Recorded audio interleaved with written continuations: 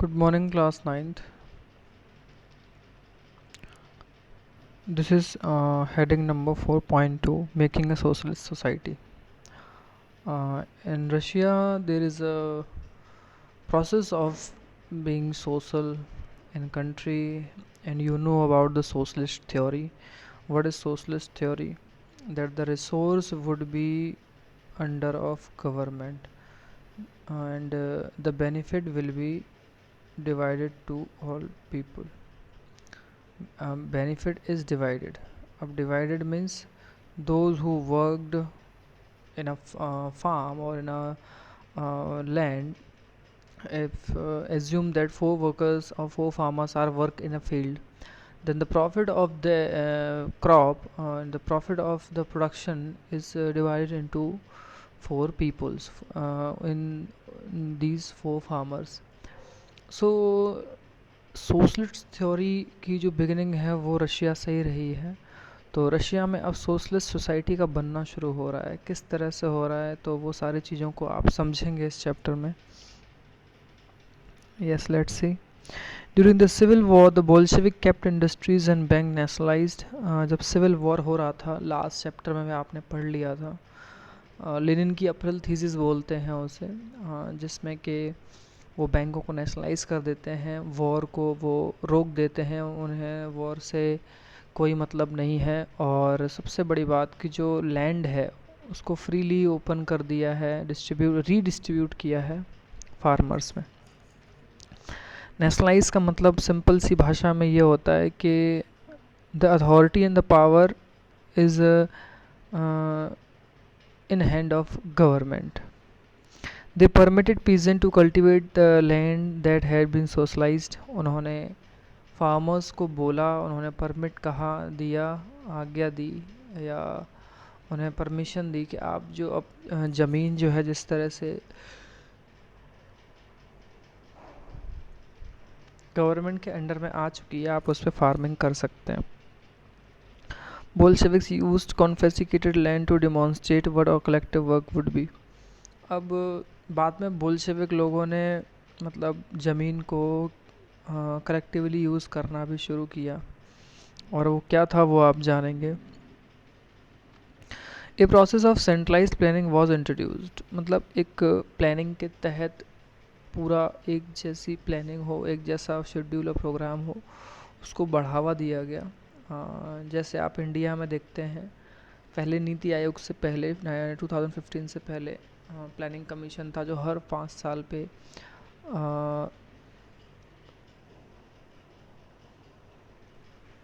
5 year plan लेके आता था। प्लान जो होते थे वो बेसिकली एजुकेशन पे, हेल्थ पे, फार्मिंग पे, किसी भी चीज़ पे होते थे। Officials assess how the economy could work and set target for a 5 year period. जो ऑफिशियल्स हैं, अधिकारी हैं, ऑफिस के लोग हैं, बड़े बड़े डिपार्टमेंट हैं, उनसे कहा गया कि इकोनॉमी को कैसे संभाला जाए, कैसे वर्क किया जाए, और टारगेट सेट किए जाएं 5-5 साल के लिए कि इस चीज़ में हमें इतना प्रोडक्शन करना है या इस चीज़ फील्ड में हमें इतने चेंजेस करने हैं। On this basis they made the 5 year plans, और इसी बेसिस पर उन्होंने 5 ईयर प्लान बनाया। The government fixed all prices to promote industrial growth. अच्छा, ये सब चीज़ें करने के लिए गवर्नमेंट ने क्या किया पता है? गवर्नमेंट ने कहा कि जितनी भी इंडस्ट्रियल ग्रोथ है उन सब के जो प्राइस हैं उनको प्रमोट करो, बट फिक्स करके। कहने का मतलब है जैसे आज गवर्नमेंट किसानों को कहती है कि मैं 2,000 रुपये कुंतल गेहूँ लूँगा या 3-4 हज़ार रुपये ये दाल होगी, जो प्राइस फिक्स होता है, वो उस तरह से रशिया में उन चीज़ों को प्रमोट किया जा रहा था ड्यूरिंग द फर्स्ट 2 प्लान्स। जो फर्स्ट 5 ईयर प्लान था वो, और जो सेकंड था वो, यानी कि 2 5 ईयर प्लान्स में इस इंडस्ट्रियल ग्रोथ को प्रमोट किया गया प्राइस फिक्स करके। और वो टाइम था पहला 1927 से 32 तक और 33 से 38। Centralised planning led to economic growth. और जो सेंट्रलाइज्ड प्लानिंग थी ऑल रशिया लेवल पे, उसने इकोनॉमिक ग्रोथ को बढ़ाया भी, ऐसी बात नहीं है, अच्छा प्रोडक्शन हुआ। Industrial growth is increase between 1929 and 33 by 100% in the case of oil, coal, steel. New factory cities came into being. और मतलब सोच के देखिए आप कि 5 ईयर का पीरियड टाइम पहले और 5 ईयर का टाइम का पीरियड बाद में, दोनों में इंडस्ट्रियल प्रोडक्शन जो है बहुत बढ़ा, इंक्रीज हुआ बहुत अच्छे से। 1929 और 33 के बीच 100%, ख़ास तौर से ऑयल के मामले में, कोल के मामले में, स्टील के मामले में, जो कि बेस होता है इंडस्ट्री का। बिना कोल, ऑयल और स्टील के आप किसी भी चीज़ को खड़ा नहीं कर सकते, आप कंस्ट्रक्शंस का वर्क नहीं कर सकते। ये इसलिए भी था क्योंकि रशिया अपने आप को बिल्डअप कर रहा था आफ्टर मोनार्की, एंड वो पहले खुद को स्ट्रॉन्ग कर रहा था और बाद में जो वो उस ग्रोथ को अपने प्रोडक्शन को एक्सपोर्ट के लिए यूज़ करना चाहता था। और इस तरह से नई नई फैक्ट्री सिटीज़ जो है वो एग्जिस्टेंस में आई। जैसे इंडिया में आप देख सकते हैं स्टील सिटी दुर्गापुर, भिलाई, राउरकेला, जमशेदपुर ऐसे हैं। कोल सिटी जो झारखंड के सिटी हैं, और छत्तीसगढ़ की, एमपी की, तेलंगाना की। ऑयल की बात हो तो असम में डिगबोई, मुंबई बॉम्बे हाई, गुजरात में अंकलेश्वर, अब तो राजस्थान से भी ऑयल निकलने की संभावना है बाड़मेर से। तो कोई भी शहर इंडस्ट्रियली जब डेवलप अच्छे से करता है तो सिंपल सी बात है कि उसका नया टाइम शुरू होता है, नई ग्रोथ शुरू होती है, और वहाँ पे जो इकोनॉमिक ग्रोथ है, फाइनेंशियल ग्रोथ है, वो तो तेज़ी से बढ़ती ही बढ़ती है। However rapid transactions led to poor working conditions. अब ये बात भी सच है कि एक बार जब आप रैपिडली किसी कंस्ट्रक्शंस को स्टार्ट करते हैं तो वर्किंग कंडीशंस भी बहुत ख़राब थी। रशिया में क्या हुआ था, in the city of Magnitogorsk the construction of steel plant was achieved in 3 years। वैसे तो स्टील प्लांट बनने में बहुत टाइम लग जाता है। इंडिया के जो स्टील प्लांट हैं, दुर्गापुर, राउरकेला, भिलाई, जमशेदपुर, ये जमशेदपुर तो टाटा स्टील ने बनाया है, बट बाकी की जो हैं दुर्गापुर, भिलाई, राउरकेला, ये सारे, और ये जो बाहर से जर्मनी से, इंग्लैंड से, रशिया की हेल्प से हमने वो सारे स्टील प्लांट को इस्टेब्लिश किया है बेटा आफ्टर 1947। तो वो 3 साल में वहाँ पे बना दिया गया। Workers lived hard life and the result was 550 stoppage of work in the first year alone. अच्छा, प्रॉब्लम ये थी, ठीक है 3 साल में वर्क हुआ, बट वर्कर्स की लाइफ अगर हार्ड होगी तो वर्किंग कंडीशंस अच्छी नहीं होंगी, तो सिंपल सी बात है कंस्ट्रक्शंस पे असर पड़ता है। और जो लाइफ इतनी मुश्किल से वहाँ जी रहे थे हालातों में, तो 550 बार काम रुका है पहले साल में। 3 साल में वहाँ पे बन के तैयार हुआ। जो रहने की जगह थी, quarters, in the winter time, सर्दियों के टाइम पे 40 डिग्री से नीचे तापमान जाता था, -40 में। अब peoples had to climb down for the 4th floor and dash across the street in order to go to the toilet. अब प्रॉब्लम ये थी कि टॉयलेट्स बने नहीं थे, तो आप इस बात से अंदाज़ा लगाइए कि 40 डिग्री माइनस में टेम्परेचर है, और लोगों को सर्दियों के टाइम पे 4 मंजिल नीचे उतर के स्ट्रीट के दूसरी तरफ टॉयलेट करने के लिए जाना होता था। तो आप खुद सोच सकते हैं कि बाहर आना जाना टॉयलेट के लिए, क्योंकि सर्दियों में अगर इतना माइनस में टेम्परेचर है तो टॉयलेट करने में प्रॉब्लम होती है। और हर तरह के पीपल हैं, उनके पास कैसे कपड़े हैं और किस तरह से उन्हें राहत मिल रही सर्दियों में, ये सारी चीज़ों से ना वहाँ प्रॉब्लम्स बहुत सारी पड़ी थी, working conditions. An extended school system developed, और स्कूल सिस्टम को बढ़ाया गया, डेवलप किया गया। And arrangements were made for factory workers and peasant to enter university. और इस तरह की अरेंजमेंट बनाए गए कि जो फैक्ट्री वर्कर्स थे वो, और जो पेजेंट्स थे, किसान, उनको यूनिवर्सिटियों में एंट्री दी गई, एडमिशन्स दिए गए। ये क्या लिखा है, creches creches were establish in factories for the childrens of women workers. अब हुआ क्या, वहाँ पे क्रेचीज इस्टेब्लिश किए गए फैक्ट्रीज़ में उन बच्चों के लिए जो वुमेन वर्कर वहाँ काम करती थी उनको। Cheap public health care was provided, और सस्ती सस्ती इलाज सेवाएं भी उपलब्ध कराई गई बच्चों के लिए, लोगों के लिए। Modern living quarters were set up for the workers. तो पढ़ाई की व्यवस्था हो रही है, हेल्थ केयर की व्यवस्था हो रही है, मॉडर्न लिविंग क्वार्टर्स, अच्छे अच्छे क्वार्टर भी बन रहे हैं वर्कर्स के लिए। The effect of this was uneven. अच्छा, इसका जो प्रभाव था ना वो सारी जगह एक जैसा नहीं था। दो सिंस गवर्नमेंट रिसोर्सेज वर लिमिटेड, और ये इसलिए था कि वो गवर्नमेंट के सोर्सेज थे वो लिमिटेड थे इसलिए। कार्टून देखें आप, इसमें रशियन लैंग्वेज यूज़ हुई है। स्टेटमेंट कहता था, smoke from the chimneys is breath of Russia. Chimney से निकलने वाला धुआं रशिया की सांस है। तो फैक्ट्री को जो है अब सिंबल ऑफ सोशलिज्म की तरह देखा जाने लगा था वहाँ पे रशिया में। आप देख सकते हैं वहाँ पे इस तरह से एजुकेशन शुरू हुई 1930s के टाइम में, और इस तरह का माहौल तो इंडिया में आज तक भी नहीं आ पाया है छोटे शहरों में। एक बच्चा है फर्स्ट 5 ईयर प्लान में, वो जा रहा है वर्क करने के लिए, और इस तरह के फैक्ट्री डाइनिंग हॉल बड़े बड़े बनाए जाते थे जहाँ पे एक साथ सब लोग खाना खाते थे फैक्ट्री में। ठीक है, ये कुछ दिए हुए हैं। एक बच्चे का लेटर है, कैलिनिन जो प्रेसिडेंट थे उस टाइम, और उनको अपने घर के बारे में बता रहे हैं। फिर यहाँ से टाइम शुरू होता है स्टालिनिज्म एंड कलेक्टिवाइजेशन। मतलब ये स्टालिन है, जोसेफ स्टालिन, उनकी थ्योरी स्टालिनिज्म, और कलेक्टिवाइजेशन मतलब एक तरह से सभी लोगों को ग्रुप में टुगेदर करके खेती करवाना। ये चीज़ वहाँ पे आई थी, ये स्टालिन ही लाए थे। देखिए ज़रा इसको।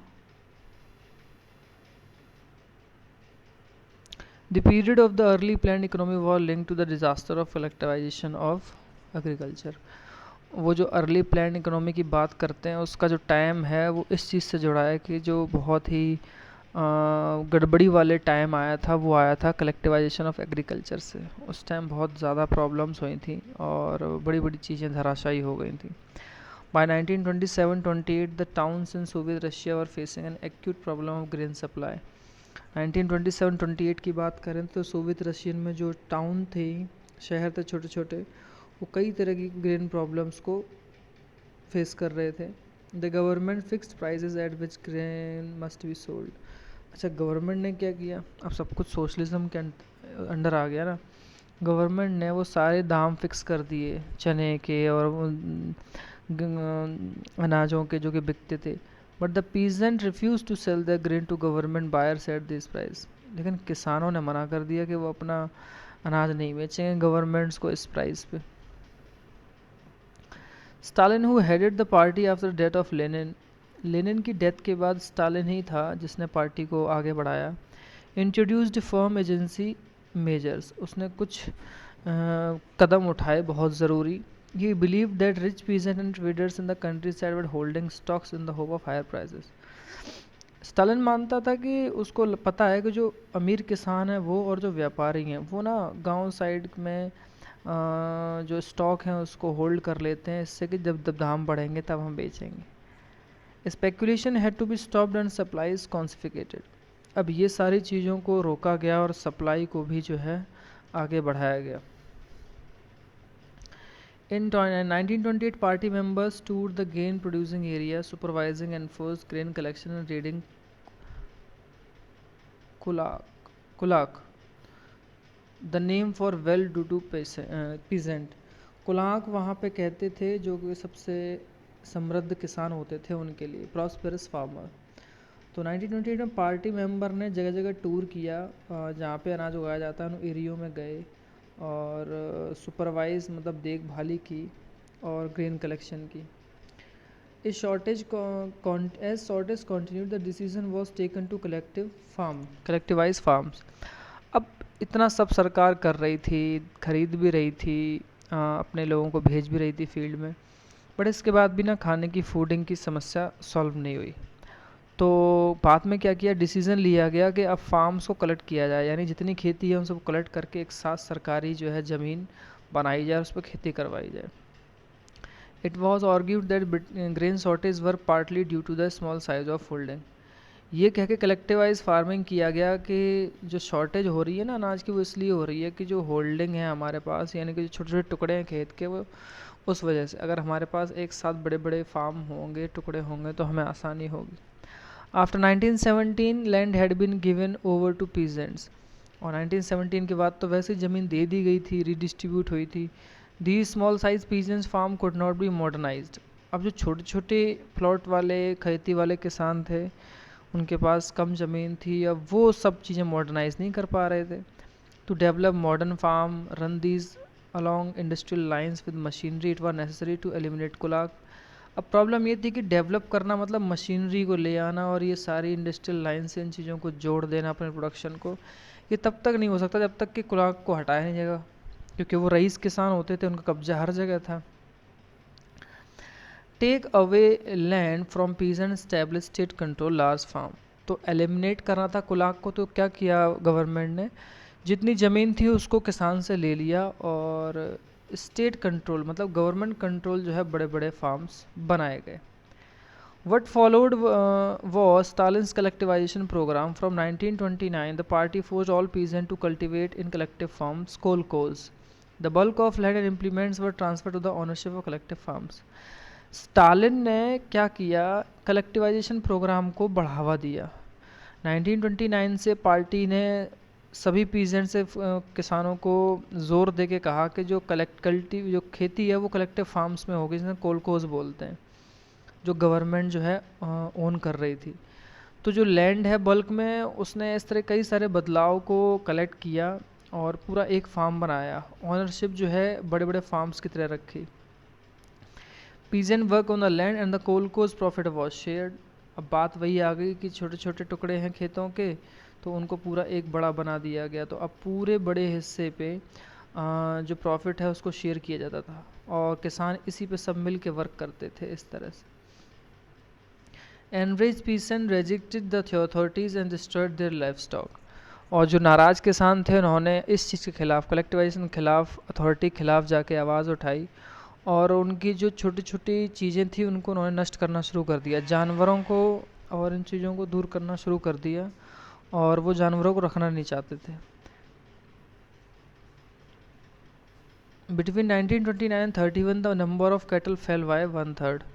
और जब उन्होंने अपने कैटल्स को डिस्ट्रॉय करना शुरू कर दिया तो उनकी जो नंबर्स थी वो 1/3 रह गई। Those who resisted collectivisation were severally punished. और जिन लोगों ने कलेक्टिवाइजेशन प्रोग्राम को स्टालिन के खिलाफ जाके विरोध किया उनको पनिश किया गया। Many were deported and exiled. कई लोगों को डिपोर्ट कर दिया गया, कैंप भेज दिया गया, एक्साइल यानी देश निकाला दे दिया गया। एज द रेसिस्टेड कलेक्टिवाइजेशन, जब जिस जिन लोगों ने इस चीज़ का विरोध किया, peasant argue that they were not rich and they were not against socialism.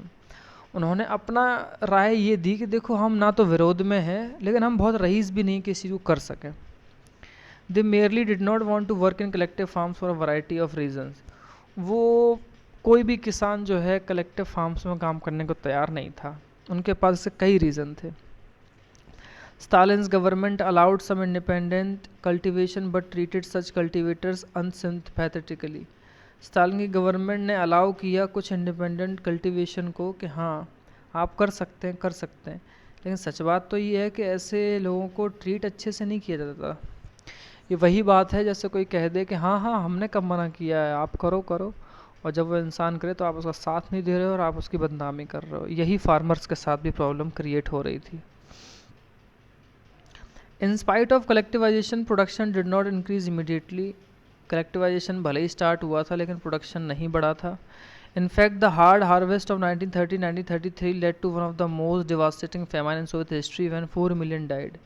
Collectivisation से बढ़ा तो कुछ भी जल्दी नहीं, लेकिन इन 3 सालों में वहाँ इतनी बुरी हालत हो गई अकाल की वजह से कि सोवियत रशिया की हिस्ट्री में कभी भी 40 लाख लोग नहीं मरे थे, वो भूख से मर गए, अकाल पड़ गया।